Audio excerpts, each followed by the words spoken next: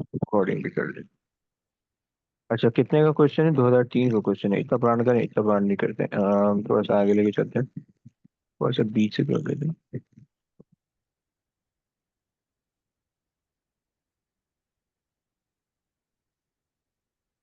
ओए होए, अभी ग्राफ पड़ा है, अभी आ गया। इसी को सॉल्व कर लेते हैं जल्दी से। आ जाओ, जरा क्वेश्चन रीड करना प्लीज।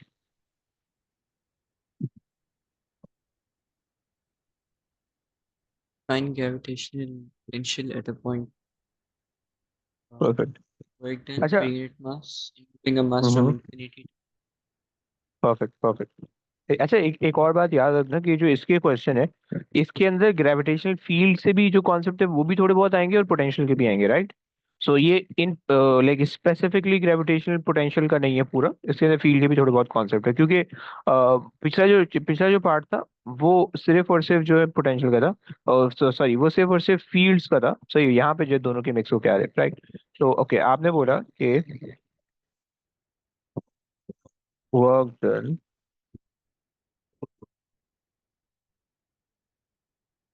पर यूनिट मास। अच्छा, पर यूनिट मास बहुत इंपॉर्टेंट है in moving a mass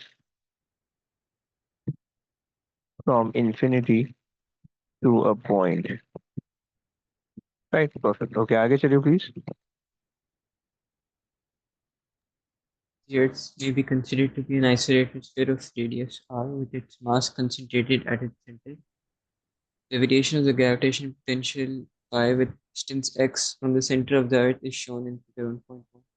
okay, अच्छा, ये जो तीन चीजें consider to be isolated sphere, right? Isolated, ये एक अजम्पशन हो गई। स्फीयर दूसरी अजम्पशन हो गई। कॉन्सेंट्रेटेड एट इट्स सेंटर तीसरी अजम्पशन हो गई, राइट? ये सारे पॉइंट मासेस के लिए अजम्पशन इन्होंने किए। ओके, ये इन्होंने ग्राफ आपको बना के दे दिए, राइट?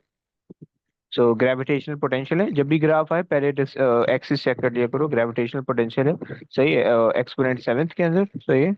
और डिस्टेंस जो है वो आर टूवर्ड्स वी आर के फॉर्म में दिया हुआ है, where R is the radius of the Earth. Okay, आगे चलिए। By considering the gravitational potential at the Earth's surface, determine a value for the mass of the okay, क्या करेंगे, क्या करेंगे? uh, अच्छा, सरफेस कहाँ पे होगी? सरफेस किधर होगी, कौन से पॉइंट पे? R पे होगी आर पे जहाँ होगी, पे हम परफेक्ट। रखते हैं। सो यहाँ पे बिल्कुल एंड पॉइंट पे, राइट? सो इसका मतलब है कि सरफेस ये बीच वाला पॉइंट आएगा, सही है। That will give you 6 point 2, I think 3, 6.3, right? जी So 6.3। तो आपको पता चल गया phi is -6.3 exponent 7 at d is equals to r, right? अच्छा जी, ओके। उसके बाद आपने किया कि भाई फॉर्मूला लगा दिया कि phi is equals to gm over r with a negative sign, सही है। सो phi की वैल्यू आपने रखी -6.3 exponent 7 is equals to negative G is 6.67। अच्छा, पहले सब्जेक्ट बना लेना हमको। ये बन जाएगा, स्ट्रेट अवे बन जाएगा, हाँ बन जाएगा। सो 6.3 एक्सपोनेंट 7, सही, मल्टीप्लाई कर लेते हैं आर को, विच इज 6.4 एक्सपोनेंट 6 डिवाइड कर देते हैं मास से। मास की वैल्यू नहीं, जी से 6.67 एक्सपोनेंट -11। भाई कैलकुलेटर लेके बैठा भाई? हाँ जी। है, कैलकुलेट करो जल्दी से, कितना है?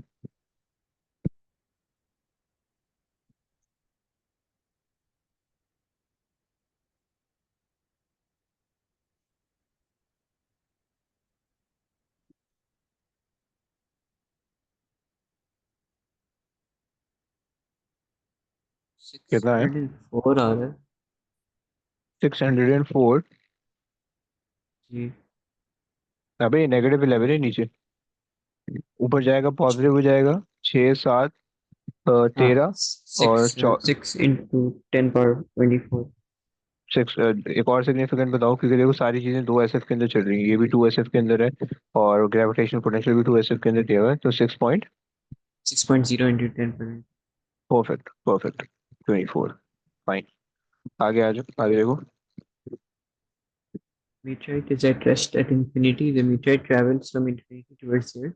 Calculate the speed of the meteorite when it is at a distance of 2 r above the Earth's surface. Explain your देखो इन्होंने बहुत गंदी हरकत कर दी है, सही है। ये देखा आपने, अर्थ सरफेस इन्होंने बोल दिया हुआ है, सही है। ये जो है ना इनका नीचपन और घटिया हरकत इनको इनका बता रहा है, समझ लो। अबव द अर्थ सरफेस में बच्चे क्या करते हैं, 2 आर पे ही काम कर देते हैं। 2 आर पे काम नहीं करना है, 3 आर पे काम करना है, समझ रहा भाई? नहीं नहीं समझे ना?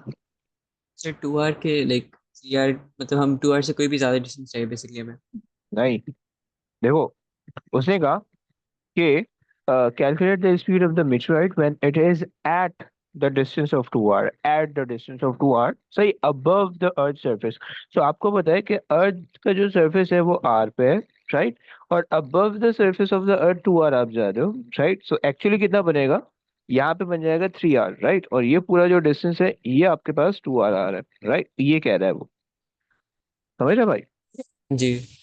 अब ये चीज अगर कुछ बच्चे ना इसको इस तरह से इंटरप्रेट करते हैं कि यहाँ से लेकर पूरा डिस्टेंस एंड तक 2 आर का है, राइट, वो गलत इंटरप्रिटेशन है, सही। और उसके जो है ना नंबर कटते हैं, राइट। सो इसलिए इसलिए प्लीज ये नहीं करना, सही है। So actually they are asking you to work out at the 3 R, right. So 3 R पे आप हो, सो 3 आर पे आप ग्रेविटेशनल पोटेंशियल की वैल्यू निकाल लो, सही है। सो 3 आर कहाँ पे आ रही है?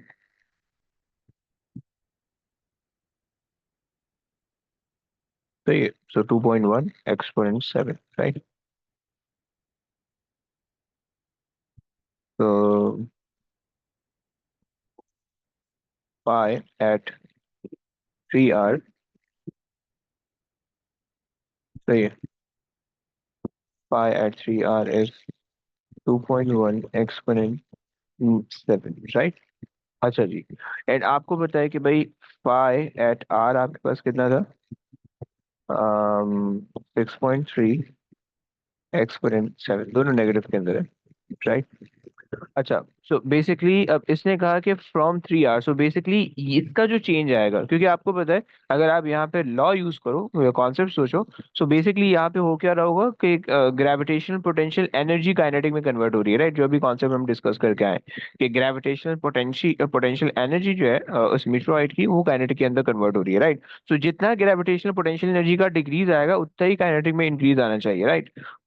सो ग्रेविटेशनल पोटेंशियल एनर्जी का डिक्रीज आप निकालोगे फाइव को यूज करके, सो आप ये कह सकते हो कि बेसिकली जो काइनेटिक एनर्जी होगी, राइट। अब उसने कहा है कि it is rest at infinity, right. So आपको पता है कि gravitational initial gravitational potential energy zero है, बट कॉन्सेप्ट कॉन्सेप्ट क्लियर करने के लिए मैं लिख देता हूँ कि change in gravitational potential energy, सही है, is equal to the change in sorry change in kinetic energy is equal to the change in gravitational potential energy, right. और इस केस के अंदर जो चेंज आ रहा है वो किस टाइप का आ रहा है, यहाँ पे आपके पास ये चीज जो है वो गेन हो रही है और ये चीज जो है वो लॉस हो रही है, राइट। अच्छा, सो अब यहाँ पे जो है जो गेन है जो फाइनल वैल्यू है माइनस इनिशियल वैल्यू करोगे गेन के लिए, राइट। सो फाइनल वैल्यू आपके पास आ रही है जस्ट काइनेटिक एनर्जी हो जाएगी काइनेटिक एनर्जी फाइनल पे, इनिशियल भी जीरो है, राइट, -0 ये आ गई, सही है। और लॉस आपके पास आ रहा है, सो लॉस के लिए आप क्या करते हो, इनिशियल माइनस फाइनल कर देते हो, राइट। सो अच्छा, अब straight away direct gravitational potential energy नहीं दी हुई, सो आपको पता है कि भाई एक्चुअली जो change in gravitational potential energy आएगा वो किससे आएगा, change in phi times mass से, राइट। अगर आपको मेटरॉइड का मास दिया हुआ है तो उससे आ जाएगा, और अगर मेटरॉइड का मास नहीं दिया हुआ है तो शायद मसला होगा, चलो खैर उसकी जरूरत नहीं पड़ेगी, कैंसिल हो जाएगा में जाके, सही है। So change in gravitational potential energy हमारे पास आ जाएगा चेंज इन फाई से, राइट। सो अब हमारे पास लॉस निकाल लें, सो हमने कहा okay, so change in gravitational potential energy, अगर हम थोड़ा सा इसको यहाँ पे करें तो हमारे पास कितना भाई? देखिए ये क्वेश्चन में कह रहे हैं कि वो एड्रेस है इन्फिनिटी, तो हम ये नहीं कह सकते कि हम इनिशियल को जीरो ले लें और 3 r की बस वैल्यू लें, तो जो चेंज इन पोटेंशियल आएगा बस 3 r की वैल्यू होगी। नहीं ब्रो, उसने उसने उसने ऐसा कहा कि a meteoroid is rest at infinity, okay, the meteoroid travel from infinity toward the planet, ये उसने कहानी बताई है, राइट। उसने ये नहीं कहा कि इन्फिनिटी से काम करना है, उसने कहा calculate the speed of the meteoroid when it is at the distance of 2 r above the earth surface, right. तो अगर आप इन्फिनिटी से काम करने लगोगे, या अगर हम अगर हम सिर्फ इन्फिनिटी से काम करें, तो आप ये कह रहे हो कि हम जो है वो सिर्फ चेंज इन ग्रेविटेशनल पोटेंशियल की वैल्यू ले लें, मतलब एट दैट पॉइंट जो कि हमारे पास 2.1 निकाला है वो। जी। अच्छा, लेकिन चलो सही है, बल्कि ऐसे ही करना चाहिए हमें, रादर देन चेंज हम निकालें। सही है। सो सो अगर हमारे पास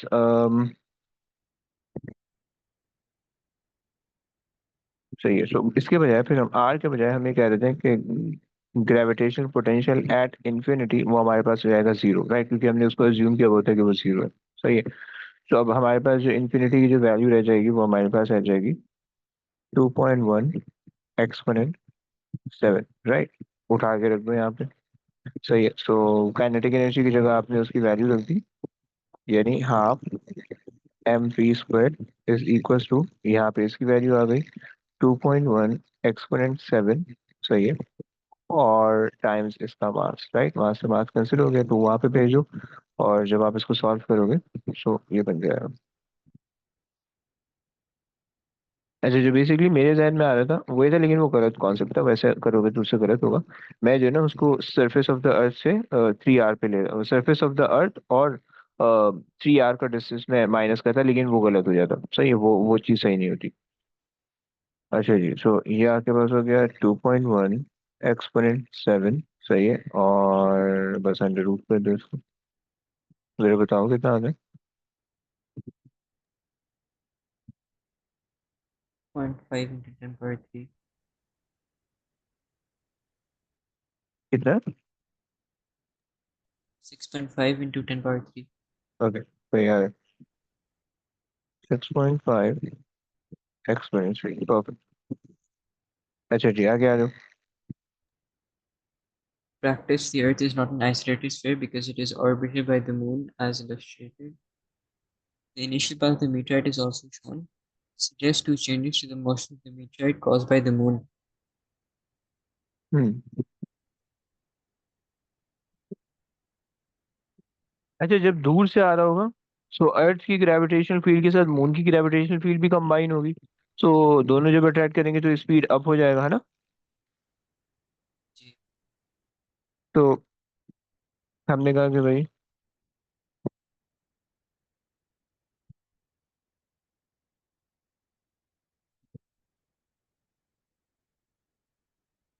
greater acceleration, right, um, due to combined effect of earth and, और दूसरा सोच सकते हो। फिर बिकॉज ऑफ मून की जो ग्रेविटेशन फील्ड होगी, हम्म। जो मीटराइट है उसका पाथ स्ट्रेट नहीं होगा, वो लाइक पाथ उसका चेंज हो जाएगा। परफेक्ट परफेक्ट, सही है, डेविएट हो जाएगा जैसे जैसे करीब आएगा तो वो यूं जाएगा थोड़ा सा, सही। तो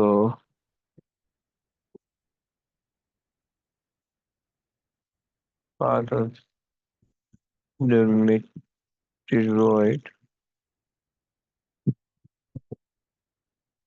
changes due to moon gravity। सही हो गया। तो ये आपके पास हो गया, चल। स्टेट न्यूटन स्टेट क्या न्यूटन कह रहे लॉ हो? Of gravitation. हम्म। सही है जनाब।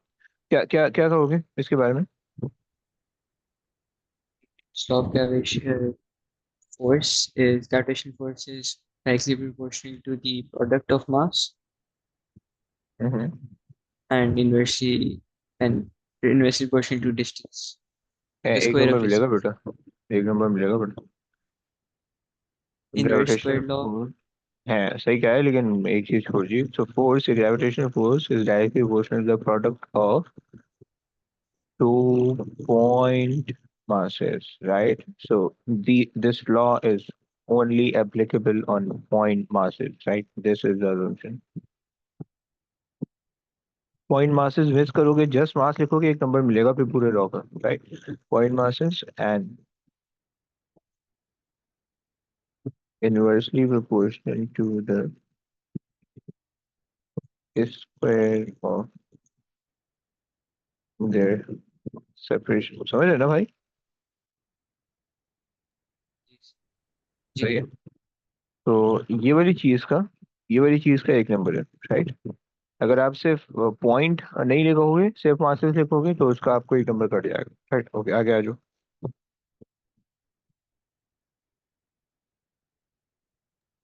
satellite of mass m is in a circular orbit about a planet of mass.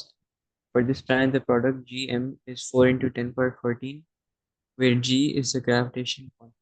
The planet may be assumed to be isolated by considering the gravitational force on the satellite and the centripetal force. Show that the kinetic energy of the satellite is given by the हम्म।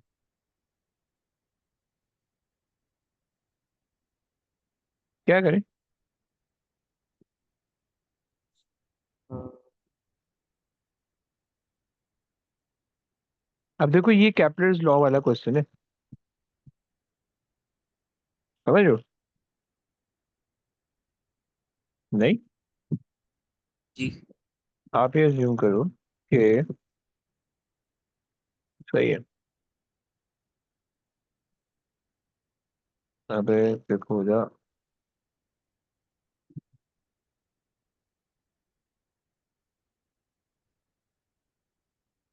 नहीं मैं बदतमीजी कर रखा है। सो अगर मेरे पास ये planet है और ये मेरे पास जो है उसका एक छोटा सा, आप कह रहे हो वहां से, सही है। सो ये ऑर्बिट कर रहे हैं, सही है। इसको थोड़ा सेंटर में होना चाहिए, लेकिन ये सेंटर में नहीं है। खैर, सो अब यहाँ पे अगर आप देखो, तो आपको पता है कि भाई gravitational force, wide centripetal force. अब उसे देखो, यहाँ पे एक्सप्रेशन बना के दी हुई, और ये शो दैट वाला क्वेश्चन है, राइट? शो दैट वाले क्वेश्चन में मतलब ये होता है कि वो बहुत ज्यादा मार्क्स काटते हैं अगर आपने बहुत कम काम किया हुआ है, राइट? सो आपको यहाँ पे सबसे पहले कहना होगा कि भाई gravitational force force provides centripetal force, centripetal force, right? पहली चीज हो गई, 1 नंबर मिल जाएगा इस पे। सही है। सो और फिर उसके बाद जो है, अच्छा, ये शायद मे बी 1 नंबर ना दे, बट फॉर सेफ साइड हमने लिख लिया, सही। हमने कहा कि भाई ओके, तो Gmm over R square is equal to F C, which is centripetal force, right? और फिर हम इसको रिप्लेस कर सकते हैं, Gmm over R with equal to M V square over R, right? M R omega square से replace मत करना, क्योंकि हमें काइनेटिक एनर्जी और स्पीड तक पहुंचना है, तो उसके लिए ये रिलेशन हो सकता है, राइट? सो हमारे पास आ जाएगा जी एम,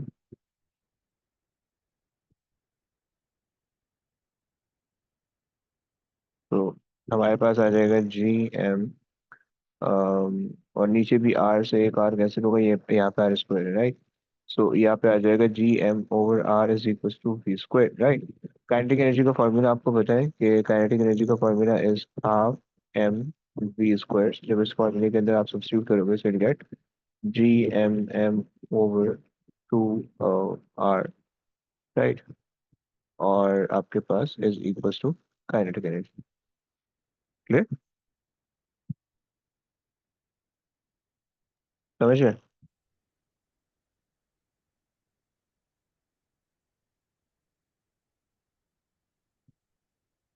अच्छा जी, आ जाओ, आ गया। The satellite has mass 620 kg and is initially in a circular orbit of radius 7.4 into 10 power 6, as illustrated. अच्छा, अब यहाँ पे देखो, अगर ये जो इन्होंने 2 पाथ बनाए हुए हैं, ये बेसिकली इक्वी पोटेंशियल पाथ है, राइट?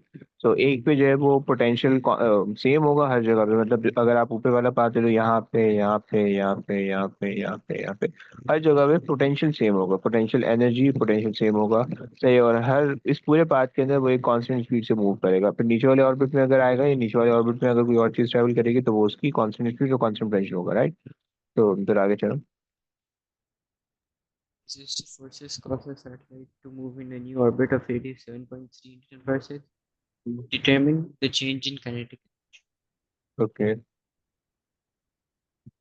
क्या करें चेंज इन काइनेटिक एनर्जी निकालने के लिए? फॉर्मूला दिया है g/m/2r। है वो लगा दे। जी, पहले डिस्टेंस 7.34 एक मिले, फिर दूसरे में 7.3। ओके, तो आप कह रहे हो कि G/m/2r हमने लगा दिया, सही है। और हमने कहा कि भाई ये हमारे पास आ गया काइनेटिक एनर्जी, राइट। तो अच्छा, अब चूंकि अगर आप वैसे कॉन्सेप्चुअली सोचो, तो क्योंकि अगर आपके पास जो है ना वो ऊपर वाले रेडियस से नीचे वाले पे जा रहा है, सही है, या ऊपर वाले पाथ से नीचे वाले पाथ में जा रहा है, तो उसकी ग्रेविटेशनल पोटेंशियल एनर्जी डिक्रीज होनी चाहिए, काइनेटिक एनर्जी इंक्रीज होनी चाहिए, राइट। तो स्पीड ज्यादा होनी चाहिए अगर आप ये देखो, सही है। अच्छा ओके, सो तो अगर हम 7.34 ले लें, सही है, तो पहले पे हमने ले लिया 7.34 एक्सपोनेंट 6 आई थिंक, सही है। और दूसरे भी जो हमारे पास आ जाएंगे, अच्छा ये जो आपके पास है वो आपके पास है 640, राइट। ये क्या, 620, सॉरी, 620, सही। और सिमिलरली जो आप दूसरे वाले के लिए काम करोगे, GM times 620/2 times 7.3 exponent 6, right. ये दो चीज होगी, ठीक है। अच्छा, अब ये जो GM है उसकी वैल्यू से क्वेश्चन में मेंशन की हुई है 4 एक्सपोनेंट 14, राइट। तो वो आप स्ट्रेट अवे रख सकते हो, सो GM इज 4 एक्सपोनेंट 14, राइट। तो आप स्ट्रेट अवे रख सकते हो। अच्छा जी, तो अब जरा जरा पहले वैल्यूज कैलकुलेट करो, रख के बताओ कितनी आ रही है। चलिए, एक मिनट।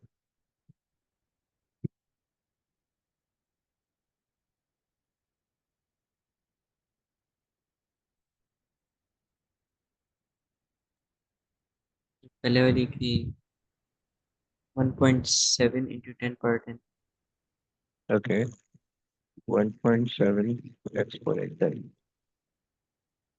अच्छा, 3SF के अंदर है, तो आंसर 3SF में बताओ प्लीज। 1.67। Okay,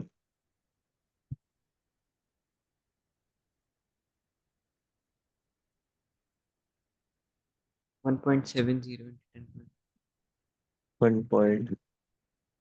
1.70 exponent 10, right. जी। दोनों को माइनस कर दो, आपके पास चेंज काइनेटिक एनर्जी आ जाएगी। अच्छा, अब अगर आप यहाँ पे देखो थोड़ा सा ना, थोड़ा सा इसको यहाँ पे से साथ लेके चलते हैं। This is the initial, right, and this is the final, right.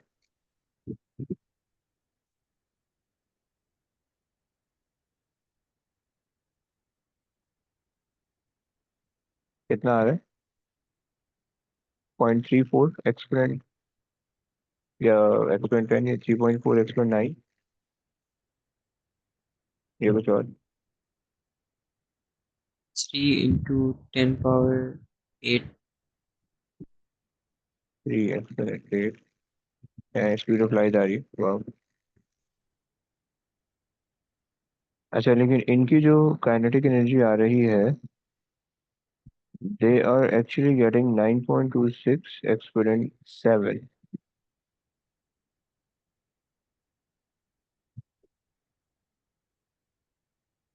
And why this is so,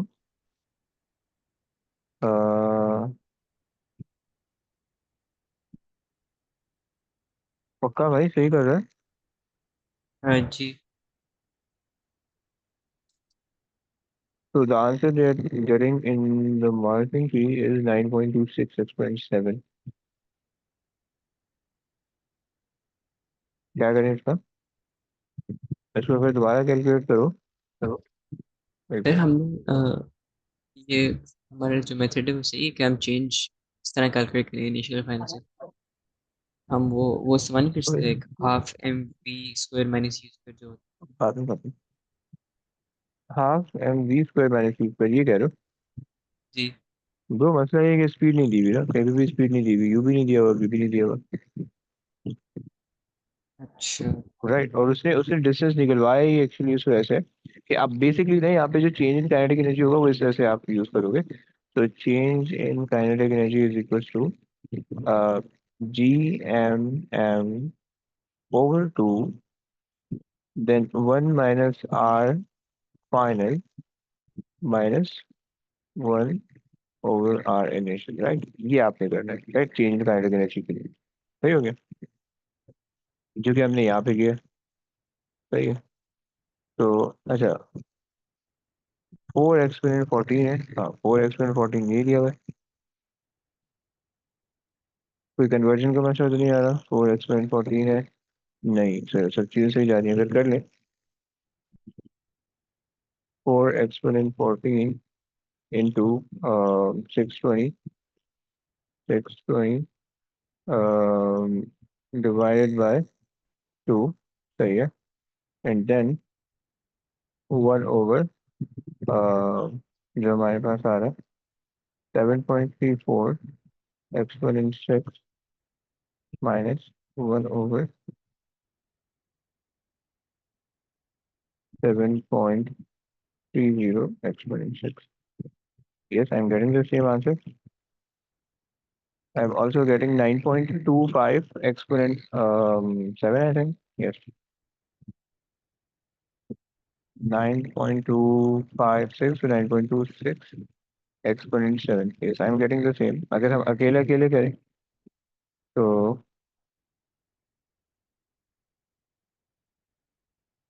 1.68, 1.69 actually, but okay, 1.69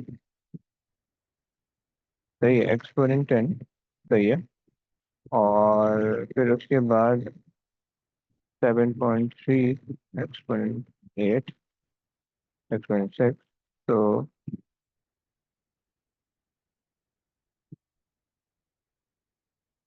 1.69, actually दोनों की तकरीबन सेम वैल्यू आ रही है। सही है, तकरीबन 1.69 सही है। तो अगर मैं इसके आंसर को यूज करूँ तो it equals to answer minus 1.69 exponent 10। सही है, तो I am getting 8.6 exponent 7, 8.6 exponent 7, right. Actually ना इसमें मसला ये है कि अगर आप इसको अलग अलग तोड़ तोड़ के सॉल्व करोगे, मतलब अगर आप इस पार्ट को अलग सॉल्व करो, इस पार्ट को अलग सॉल्व करो, तो इसमें मसला ये कि you are just considering the 3 SF in this part and in this part as well. तो उसकी वजह से जो एरर है वो बहुत ज़्यादा बढ़ के आ रहा है, राइट। अगर तो आप इस पूरे को स्ट्रेट अवे कैलकुलेटर के अंदर रखोगे तो you will get approximately this value, right, which is actually true, right. तो अगर आप इसको सेपरेट सेपरेट करोगे तो उसमें गलत आंसर आ रहा है, राइट। आई एम गेटिंग, मैंने सेपरेट किया है तो मेरे पास आ रहा है 8.63, राइट। और इवन कि अगर आप सेपरेट करोगे so you should gate 1, approximately 1 के आसपास। अगर ये जो आपने वैल्यू लिखी है 1.69 एक्सपोनेंट एन माइनस 1.70, बल्कि ओके एक्सपोनेंट 10, तो you are actually getting 1 exponent 8, right. अगर आप इन दोनों को माइनस करोगे तो you you you should get 1.1 exponent 8, right. समझ रहे हैं भाई? जी। सही है। और ये इसका आंसर इन्होंने एक्सेप्ट किया हुआ है। इन्होंने किया हुआ है allow 1 exponent 8 if evident that kinetic energy evaluated separately for each R, right. तो हमने सेपरेटली किया है ईच आर के लिए, तो वो तकरीबन 1 एक्सपोनेंट 8 है। और या आप कह लो 10 एक्सपोनेंट 7, 10 एक्सपोनेंट 7, या फिर 9.26 अगर आप पूरा कैलकुलेट करो और एग्जैक्ट वैल्यू ले लो तो 9.27 आएगा, विच इज लाइक आसपास ही है, राइट। समझ रहे? जी। अच्छा जी। सो अब हमारे पास जो वैल्यू आई फाइनल ये है, इनिशियल वो है, सही है। आगे आ जाओ, ग्रेविटेशनल पोटेंशियल एनर्जी निकालते हैं। अच्छा, काइनेटिक एनर्जी इंक्रीज होनी चाहिए, ग्रेविटेशनल पोटेंशियल एनर्जी डिक्रीज होनी चाहिए, ये चीज़ आपके जहन में रहनी चाहिए, right. So gravitational potential energy का कॉन्सेप्ट अगर हम लगाएं, पोटेंशियल दिया हुआ नहीं है, तो डायरेक्ट पोटेंशियल एनर्जी हमें लेनी पड़ेगी। तो GM over R, right? So this is the formula with a negative sign. सही है। So ये change, just formula ये। So change in gravitational potential energy is minus, अच्छा, माइनस GM आपके पास है 4 exponent 14, right, which is G and M, and you have to multiply it with another m which is 620, right? And bracket में आपने ले लिया 1/r final, अच्छा, which is 7.3 exponent x minus 1/7.3 exponent 7.34, but एक चीज है x16, अगर हम इन दोनों के अंदर करें तो बेसिकली जो फर्क आ रहा है वो सिर्फ टू का फर्क आ रहा है, राइट? ऊपर हमने सिर्फ टू से डिवाइड किया था, यहाँ पे टू से डिवाइड नहीं करना, तो जो भी आंसर है अगर आप उसको मल्टीप्लाई बाय टू करोगे तो आपके पास जो है ना वो काइनेटिक एनर्जी का आंसर, ग्रेविटेशनल पोटेंशियल का आ जाएगा आंसर। जरा निकालो कितना आ रहा है।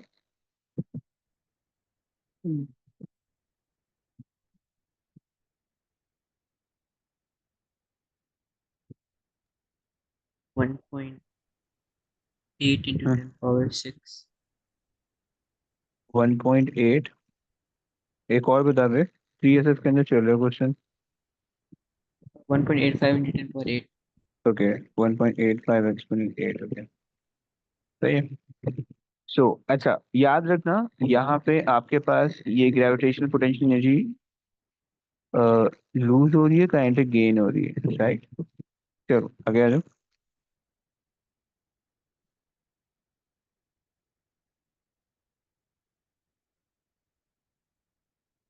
हम्म, एक्सप्लेनेशन मांग रहे हैं।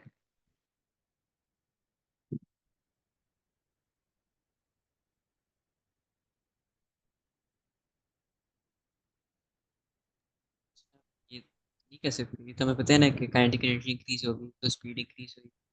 वही वही चीज आपने बतानी। अब बेसिकली अगर आप देखो, आप ये कैसे जस्टिफाई करोगे काइनेटिक एनर्जी इंक्रीज हो रही है और ग्रेविटेशनल पोटेंशियल डिक्रीज हो रही है, राइट? वो आपको जस्टिफाई करना है सिर्फ। देखो, एक कॉन्सेप्ट है सिंपल सा, कि अगर आपके पास जो हमने काइनेटिक एनर्जी निकाला, तो फाइनल माइनस इनिशियल करेंगे तो काइनेटिक एनर्जी यहाँ पे अगर हम इन दोनों को माइनस करेंगे आपस में, so we will get the positive kinetic energy, right? जो कि गेन को रेफर कर रहा होगा, राइट? और जब हम इसको निकालेंगे, सो यहाँ पे हमारे पास कहीं से लॉस आ रहा होगा, सही है?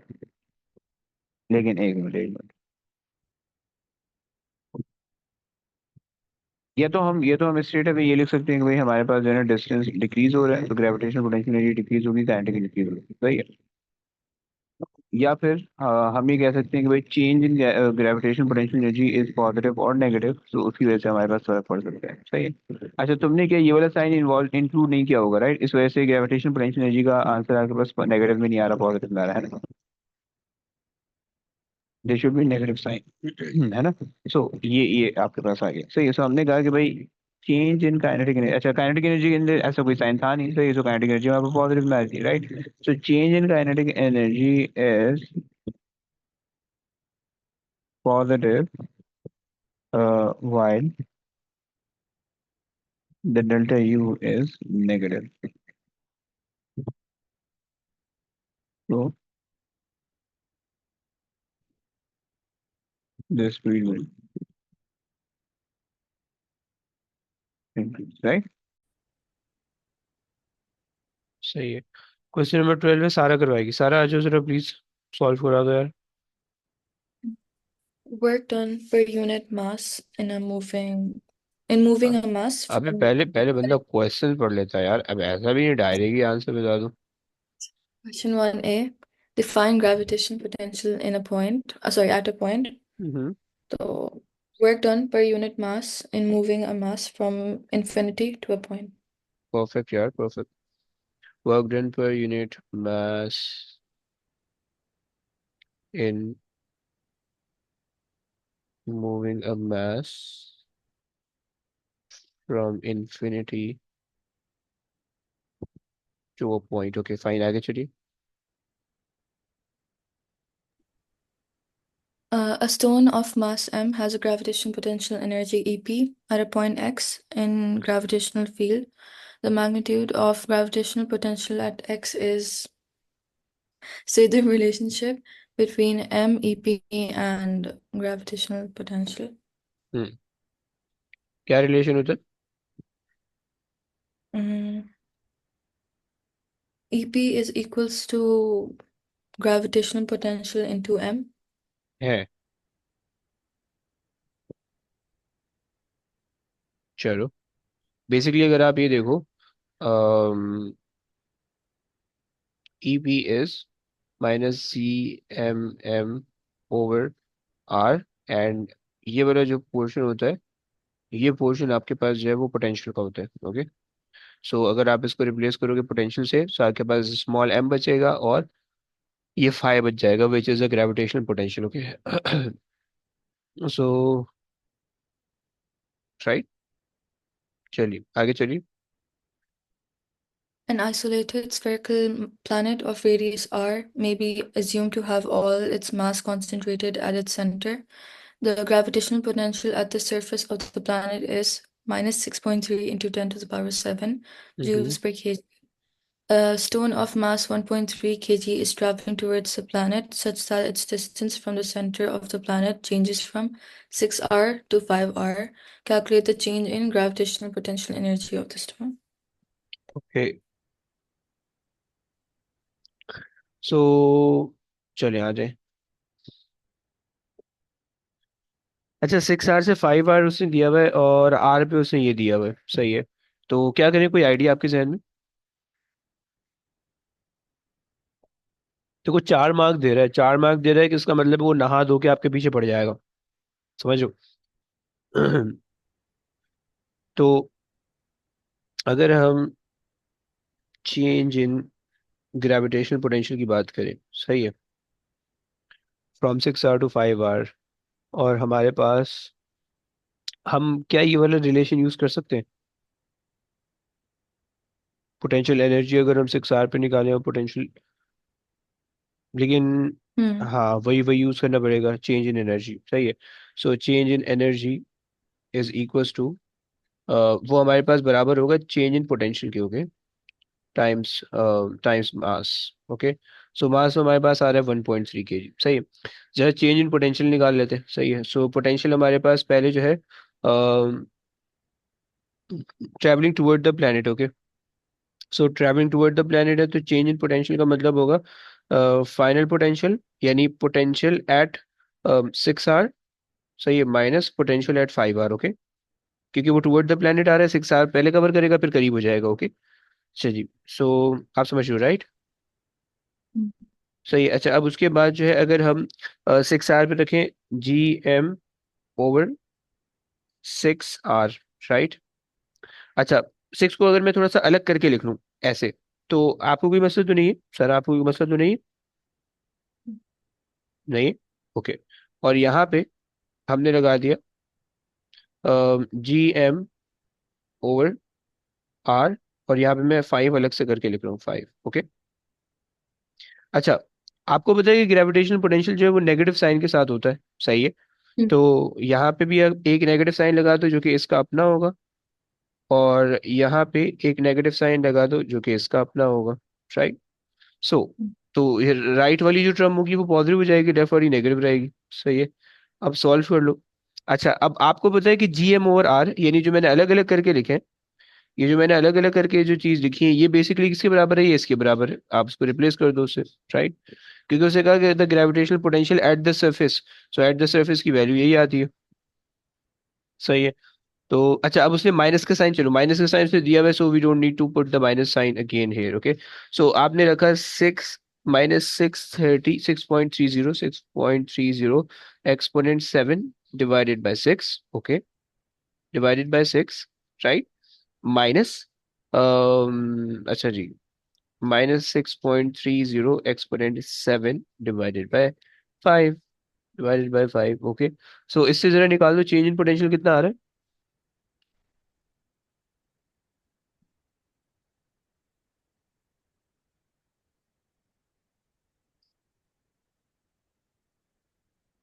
यस, सारा कैलकुलेटर लेके बैठी हो?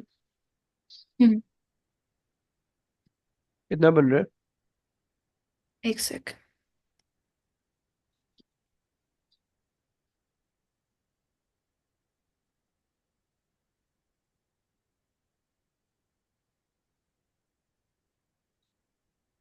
Hmm. 2.1 into 10 to the power 6. Fine 2.1 exponent 6 सही है। ये चेंज इन पोटेंशियल आ गया। अगर मैं इस चेंज इन पोटेंशियल को मास से मल्टीप्लाई करूंगा तो मेरे पास क्या आ जाएगा, पोटेंशियल एनर्जी आ जाएगी। सो इंटू 1.3 कर दो अगर, तो ये m यहाँ पे मल्टीप्लाई हो जाएगा and this thing is equal to EPE. तो कितना आता है?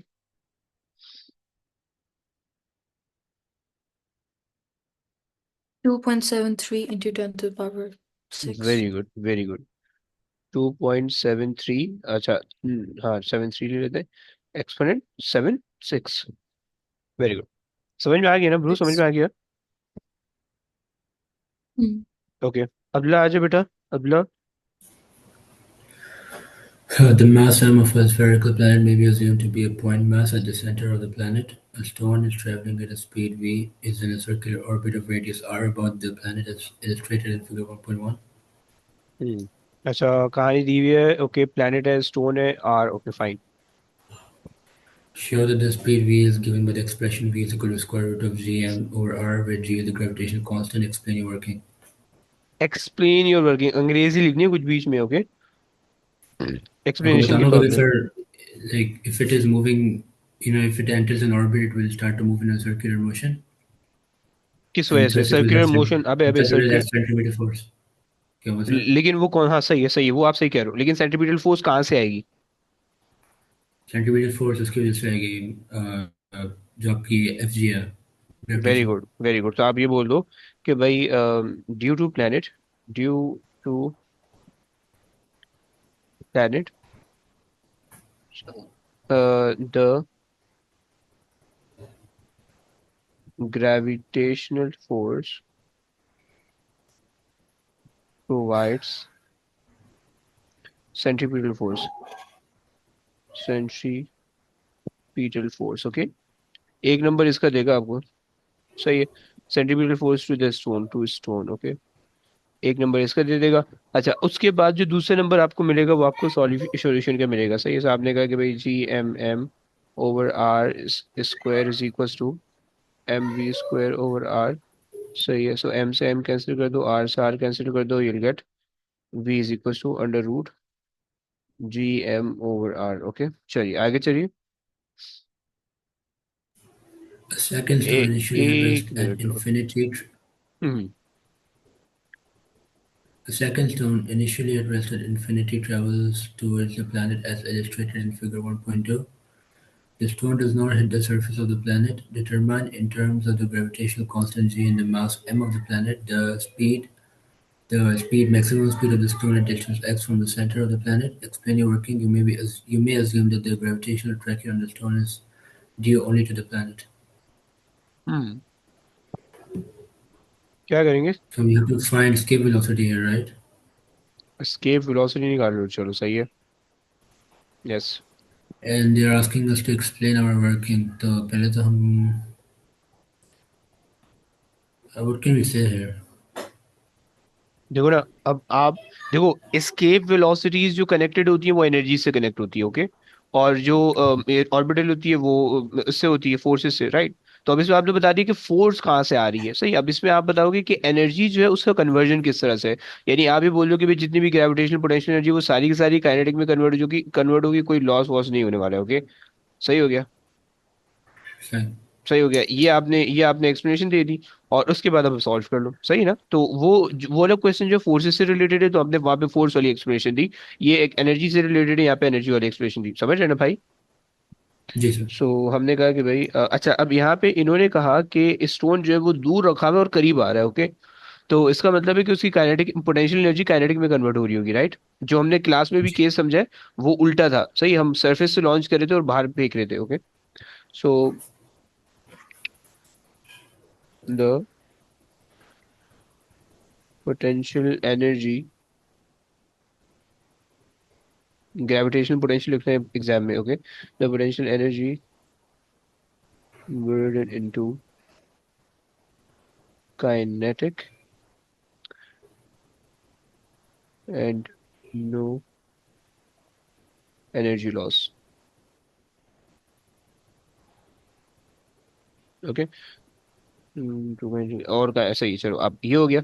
अब आपने बोल दिया ओके कि भाई जो भी पोटेंशियल एनर्जी है यानी G M m g mm over r is a potential energy, gravitational potential, and kinetic energy is half mv squared. Okay, so kinetic increases and gravitational potential decreases. Okay, you can put the negative sign here, but at the end you have to remove it yourself. Okay, क्योंकि वो फिर under root के अंदर negative sign आएगा, तो ये problem होगा, वो आयोटा बन जाएगा फिर।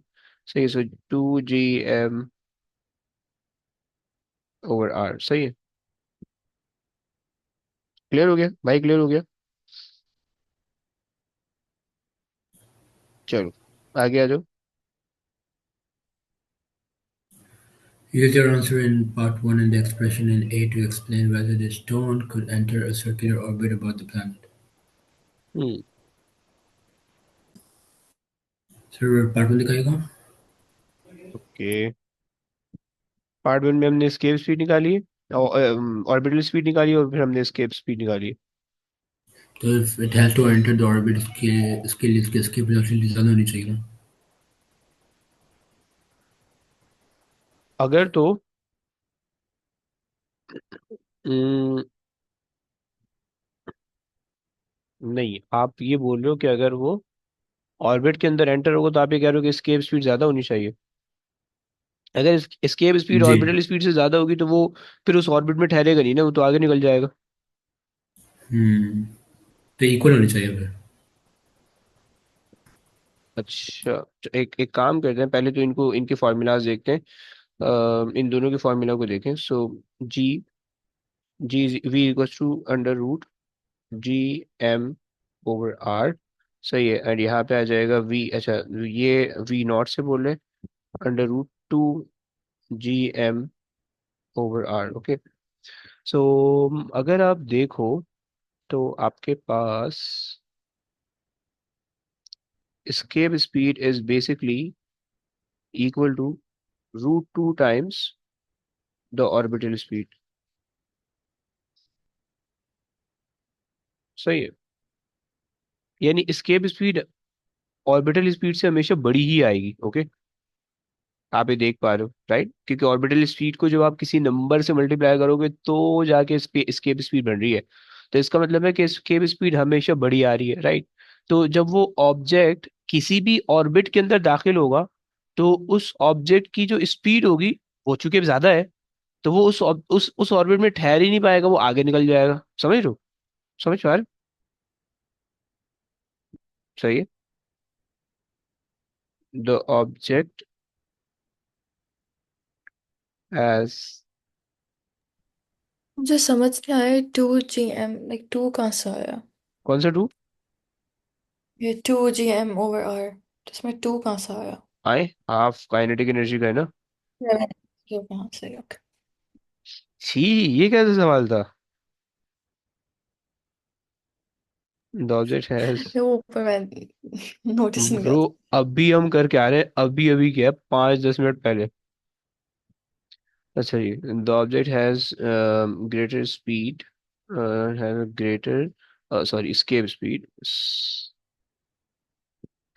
speed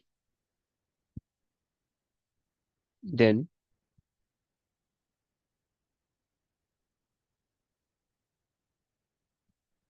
the orbital speed, so it will not stay in any orbit, okay, or it will not enter in the orbit, okay, वो आगे निकल जाएगा। मुझे समझ नहीं आया ये, लाइक क्या बात, हमें क्या बात, कैलकुलेट करके निकालना होगा कि लाइक हाउ क्या डू वी लगा? Know that the escape speed is greater than the orbital? ये हमने रिलेशन बनाया ना, हम्म तो इससे हमें पता चल रहा है। अगर अगर चलो, अगर आप नंबर ले लो, नंबर लेके अज्यूम कर लो, आप लोग मैथ्स वाले हो, मैथ्स वाले नहीं हो ना। ये हमारे पास स्केप स्पीड थी, स्केप स्पीड थी, ये हमारे पास ऑर्बिटल स्पीड थी। Okay, let's assume that g as 1, m as 1 and r as 1। okay, so everything is 1। okay, so escape speed आपके पास क्या आ जाएगी, just 1। okay, and again assume, इसको इन सबको 1 assume कर लो, तो यहाँ से आ जाएगा अंडर रूट 2। सही है, अंडर रूट 2 की वैल्यू होती है तकरीबन 1.47, राइट, 1.41 आ रही है, सही है। सो जो आपके पास एस्केप स्पीड है वो है 1.4, सॉरी जो ऑर्बिटल स्पीड है, अबे यार उल्टा पुल्टा हो रहा है, ये एस्केप स्पीड है, सॉरी सॉरी, ये है ऑर्बिटल स्पीड, इन्होंने जो है ना उल्टे पुल्टे सिंबल दिए हुए, ऑर्बिटल स्पीड है, और ये है एस्केप स्पीड, उसको एस्केप स्पीड को वी नॉट से शो कर रहे हैं, ओके, सही है। सो एस्केप स्पीड आपके पास आ रही है 1.4 और ऑर्बिटल स्पीड आ रही है 1 for the same planet, for the object orbiting and escaping the same planet, okay, clear. तो आपको दिख रहा है कि वो बड़ी आ रही है, क्लियर ना, परफेक्ट, चलिए। अच्छा जी, चलो ये करते हैं, आ जाओ, ये सारा आपने करना है। An isolated spherical planet has a diameter of 6.8 into 10 to the power 6 meters. Its mass of 6.4 into 10 to the power 23 kg may be assumed to be a point mass at the center of planet. Show that the gravitational field strength at the surface of the planet is 3.7 newtons per kg. Hmm,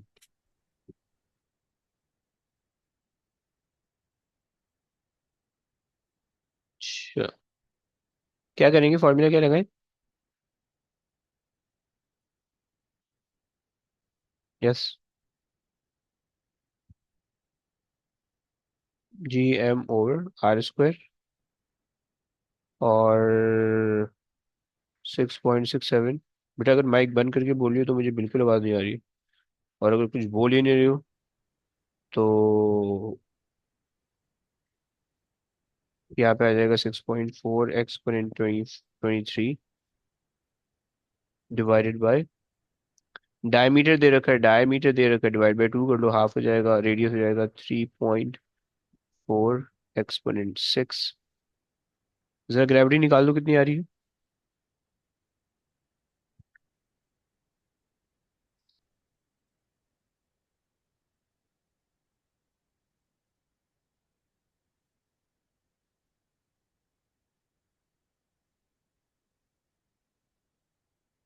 12.5 into 10 to the power 6.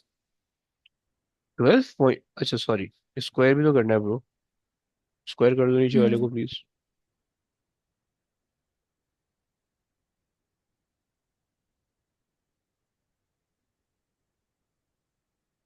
3.69. Okay, Yeah, that's it. 3.697, okay, आगे चलिए please. A stone of mass 2.4 kg is raised from the surface of the planet to a vertical height of 1800 meters. Use the value of field strength given in A to determine the change in gravitational potential energy of the stone. हम्म, अच्छा, सबसे पहले तो इसकी इसकी diagram बना लेते हैं। सो अगर हमारे पास एक ये प्लेनेट है, ओके, और इन्होंने बोला है कि आपने इस प्लेनेट जो है ना एक स्टोन को इसके सरफेस से, a stone raised from the surface of the planet through a vertical height of 18, so let's say vertical height हमारे पास आ गई है, सही है, सो ये आ गई 1800, सही है। Use the value of the field strength change in gravitational potential energy change. So यहाँ यहाँ से लेकर यहाँ तक का चेंज, मतलब सरफेस से लेकर इस पॉइंट तक का चेंज आपने लेना है, ओके। इन्होंने आपको डायमीटर बताया हुआ है, सब कुछ बताया हुआ है। अच्छा जी, क्या करेंगे, कोई आइडिया आपके जहन में, कोई आइडिया?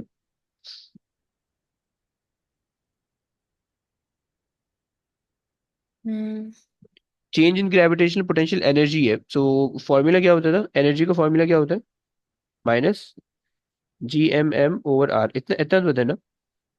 अगर मुझे चेंज निकालना है तो मेरे पास हो जाएगा -Gmm/r।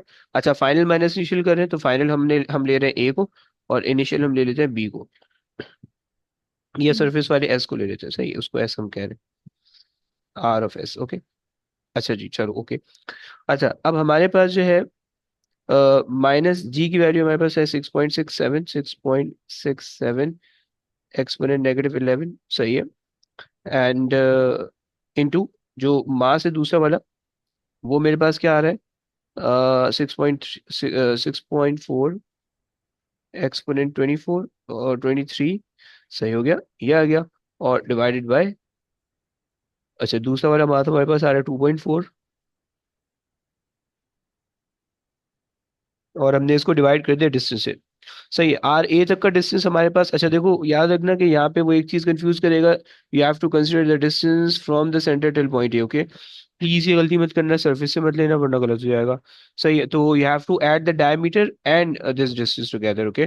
सो डायमीटर, सॉरी डायमीटर नहीं, रेडियस। सो 3.4 एक्सपोनेंट 6 में आपने ऐड करना है, सो 3.4 एक्सपोनेंट 6 प्लस 1800 सही है। सो ये हमारे पास आ गया, ए पे काम हो गया, सही है। बी के लिए हमने काम किया, प्लस साइन लगाया, और यही सारी चीजें, न्यूमरेटर वही आएगा जो आपने यहाँ पे लिखा हुआ है, और डिनोमिनेटर आपके पास आ जाएगा एस पे सिर्फ और सिर्फ 3.4 एक्सपोनेंट 6, ओके।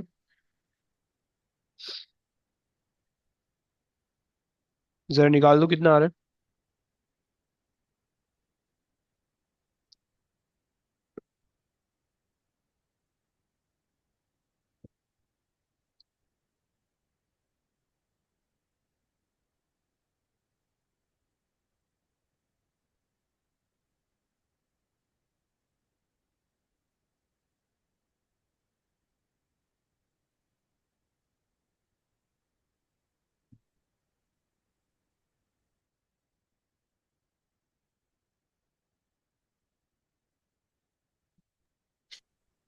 ये क्लास और कितनी लंबी चलेगी?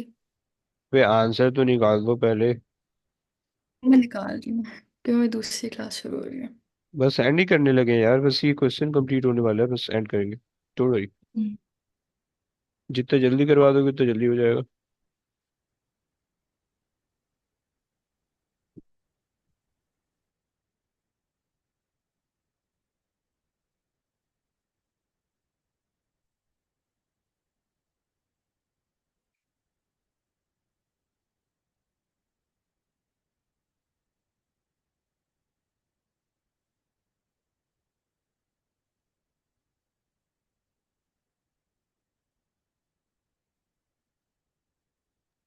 यस। -3 × 10⁶ -3 exponent 6, fine.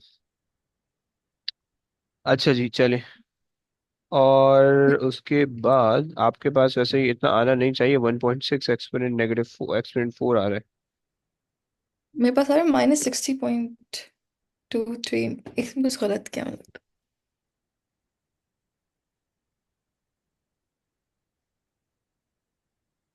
तो 60 कुछ आ रहा है, गलत किया मैंने। हम्म, वैसे use a value of the field in determine, अच्छा ओके ओके।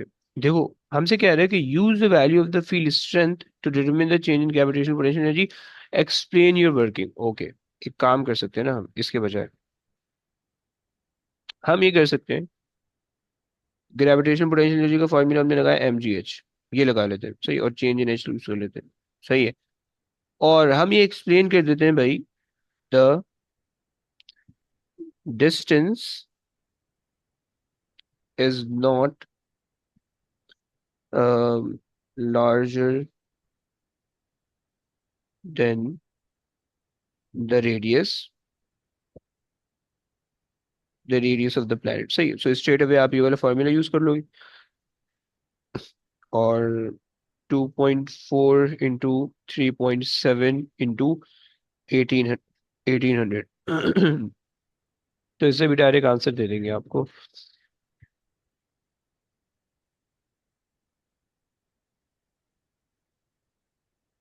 सो मेरे पास आ रहा है 8.9 × 10⁻³ 1.6 एक्सपोनेंट 4 आ रहा है, हाँ ऐसा आपके मतलब पास आ वही। रहा है, ओके फाइन। हाँ मतलब वही 15.9 × ओके ओके ओके, 10⁻³। सही सही सही। So 1.6 exponent 4, fine. And last part, last part आ जाओ। A rock initially at rest at infinity moves towards the planet. At point P, its height above the surface of the planet is 3.5 d, where d is the diameter of the planet. Hmm Where d is the diameter of the planet as shown. एक second आप question दिखा सकते हैं? हम्म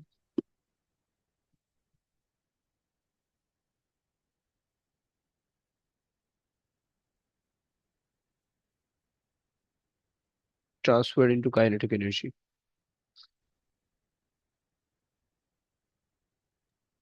वही half mv square will be equal to सही है। अच्छा, half ji. M we मतलब ग्रेविटेशनल पोटेंशियल एनर्जी और काइनेटिक एनर्जी को अगर हम कन्वर्जन मान के चलें, सही है, और तो हम यहाँ पे क्या लगा सकते हैं? अगर हम यहाँ पे लगा दें एस्केप स्पीड का कॉन्सेप्ट लगाएं, क्योंकि उसने बोल दिया कि पोटेंशियल एनर्जी काइनेटिक में कन्वर्ट हो रही है, पोटेंशियल काइनेटिक में कन्वर्ट होगी, तो आपके पास एट द एंड रिलेशन ये बन जाएगा 2gm अपॉन आर, और इसका वी स्क्वायर रहने दो, सही है, या रूट कर दो, सही है, स्केप स्पीड बन रहा होगा। सो calculate the speed assume, okay, and आपको 2g आपको पता है 6.67 एक्सपोनेंट 11, सही है, नेगेटिव में, और मास ऑफ द प्लेनेट आपको पता है, वो आपके पास था 6.4 एक्सपोनेंट 23, 6.4 एक्सपोनेंट 23, सही है, और आपको जो है उन्होंने उसका रेडियस और डायमीटर सब दिया हुआ है, which is 6.4 exponent 20 sorry 6.8 exponent 6, okay. तो अब इसने कहा हुआ है कि अच्छा, हम सेंटर टू सेंटर काम करते हैं, तो यहाँ से लेकर यहाँ तक का जो डिस्टेंस होने वाला है वो होने वाला है 4d, सही है, and one D is the diameter, okay. So D, यहाँ पे मेरे पास जो यहाँ पे जो आर आ रहा होगा, R is not the radius here, right, is the separation usually, okay. So यहाँ पे मेरे पास आ जाएगा 4d, डी मेरे पास हो जाएगा 6.8 एक्सपोनेंट 6, ओके, और इसको कर दो रूट, समझ रहे हो, सारा समझ रहे हो? हम्म। तो ये निकाल दो कितना बन रहा है।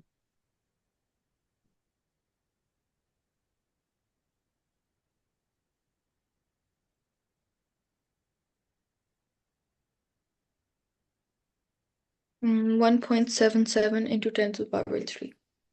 ओके, सो आपने कहा कि 1.77 एक्सपोनेंट 3, सो परफेक्ट, 1.77 एक्सपोनेंट 3, सही है। चलो बस, अब आज की कहानी ये तक रखते हैं, इंशाल्लाह नेक्स्ट क्लास में देखेंगे, तो यही चीज़ कंटिन्यू करेंगे, अगला चैप्टर शुरू कर देंगे, सही है। चलिए बस, सर सेपरेट नोट्स भेजिएगा। है, ओके ओके, डन डन, सही, चलो, ओके, अल्लाह हाफिज़। Love. अल्लाह हाफिज़।